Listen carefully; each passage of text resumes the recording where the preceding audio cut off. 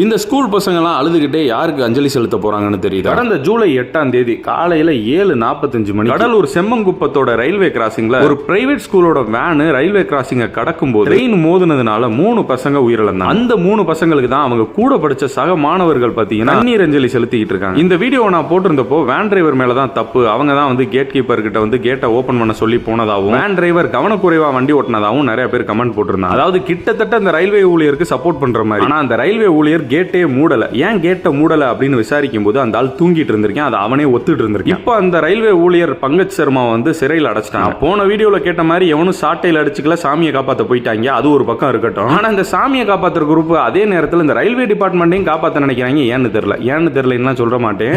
3 உயிர் போயிருக்கு, வழக்கம் போல விக்டிம் பிளேம். அதாவது அந்த ரயில்வே டிபார்ட்மெண்ட்டே நிறைய இடத்துல மிஸ்டேக் பண்ணிருக்கு. இந்த ஒரு ஆக்சிடென்ட்ல மட்டும் கேட் கீப்பர் பங்கஜ் சர்மா மூடாம தூங்கிட்டு இருந்திருக்கு. அந்த ரயில்வே கிராசிங் கடக்கும் போது ட்ரெயின் ஹார்ன் பண்ணாம வந்து, அதாவது ட்ரெயின் சவுண்டே விடாம வந்து, அதை பார்க்கும்போது நம்மளுக்கு ட்ரெயின் வர மாதிரி தெரியாது. நம்ம இயல்பா கிராஸ் பண்ற மாதிரி கிராஸ் பண்ணிருக்காப்ல. அந்த நேரத்தில் சடனா ட்ரெயின் அடிச்சு 3 பிள்ளைய உயிர் போயிருக்கு. இதுலயும் முட்டு கொடுக்கிறது மூதேவிய.